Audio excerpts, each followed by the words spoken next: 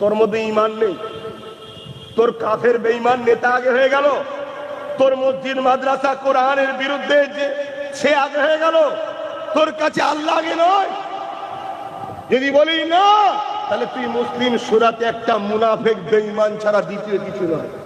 তাহলে এই মুনাফেক গুলোকে চিনা দরকার আছে না নাই? আমি প্রথমেই বলেছিলাম না, আমাদের সব থেকে বড় ক্ষতি করছে 2 নম্বর মুসলমানরা। এবার মিলছে তো? হাজার হাজার আলেম উলামা সব প্রতিবাদ করছিল, এক ধাক্কায় সব হয়ে গিয়ে কেন? যদি মাইনে বন্ধ হয়ে যায়, ভাতা যদি বন্ধ হয়ে যায়। এই মালদার মানুষ, আমি আবার বলে যাচ্ছি, আমি জুলফিকার সিদ্দিকীর পোতা, আলী আকবর সিদ্দিকীর বেটা। আল্লাহ শুকর করে বলছো, আম্মা বিনিআমাতি রাব্বিকা ফাহাদ্দিস। গত 7-8 বছর ধরে আমার বিরোধী চলছে, আর 5 বছর ভাবে সরকারি ভাবে বিরোধী চলছে। পশ্চিম বাংলা সরকার তার প্রশাসন দিয়ে, তার লাঠিয়াল বাহিনী দিয়ে, তার গুন্ডা দিয়ে আমার হাজার হাজার জলসাকে কেটেছে। আব্বাস সিদ্দিকীকে দমাতে পারেনি, কিয়ামত পর্যন্ত পারবে না। কেন? আমি মোস্তফার গোলাম। তোরা মরণের জন্য বাঁচতে চাস, আর আমরা মরার জন্য তামান্না করি। কেন? মরার পরেই কবরে মুহাম্মদ রাসূলের দিদার হবে। জোরে বলুন সুবহানাল্লাহ, আরো জোরে বলুন সুবহানাল্লাহ। হয়তো এখন ইমানদারের সংখ্যাটা একটু কমেছে, কেন এ সরকার বড় চালাক। এ মৌলী সাহেব, ইমাম সাহেব, পীর সাহেব সব সাহেবকে কিনে ফেলেছে।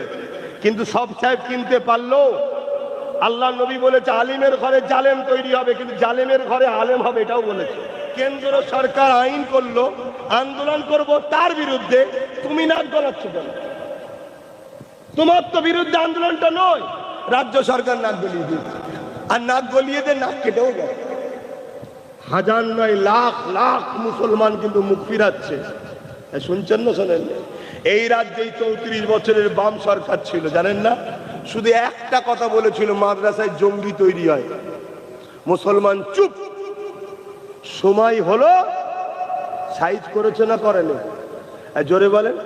হ্যাঁ, হয়তো এখন ইমানদারের সংখ্যাটা একটু কমেছে, কেন এ সরকার বড় চালাক।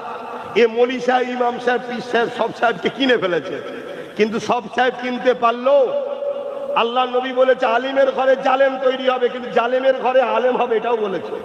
সাধারণ মুসলমান কিন্তু বুক থেকে কিন্তু এই জ্বালা মিটাতে পারছে না যে আমরা লড়াই করব কেন্দ্র সরকারের বিরুদ্ধে। সে আইন তৈরি করেছে। তোমার উচিত কৃষকদের পাশে যেমন পাঞ্জাব সরকার দাঁড়িয়েছিল, তোমার উচিত আমাদের পাশে দাঁড়ানো। তা না করে তুমি বলছো মসজিদ নিয়ে, কবরস্থান নিয়ে, ঈদগাহ নিয়ে, খানকা নিয়ে যারা বাংলায় আন্দোলন করবে তাদের সব থেকে বড় দুশ্মন হবো আমি। তুমি এমন কি লাটসাপ হয়ে গেছো, আমরা যদি তোমার দুশ্মন হই না তাহলে গদি থাকবে না। আর তুমি আমার দুশ্মন বা আমাদের দুশ্মন হয়ে কিছু যায়ও আসে না। একবার মুসলমান ঘুরে গিয়েছিল বামপন্থ থেকে, বুদ্ধদেবের কি হাল হয়েছে জানো তো? শুনছেন না? শোনেন না? তুমি বেশি লাফালাফি করো না, ওই হাল হয়ে যাবে। যদি মনে হয় ওটা স্লিপ হয়ে গেছে, রাগের মাথায় হয়ে গেছে, এত রাগ কেন আমাদের উপরে? আমার মসজিদ, আমার মাদ্রাসা, আমার কবরস্থানে এত অ্যালার্জি কেন? আমি জানি তুমি মন্দিরের পক্ষে, আমি জানি তোমার হওয়াটা স্বাভাবিক। কেন? তুমি মন্দির ধর্মের লোক, ওটালি আমার হিংসাও নাই, যার ধর্ম তার কাছে প্রিয় হবে। কিন্তু তুমি যে চেয়ারে বসে আছো, অন্যের ধর্মের উপরে তোমার শ্রদ্ধা থাকা দরকার আছে না? না?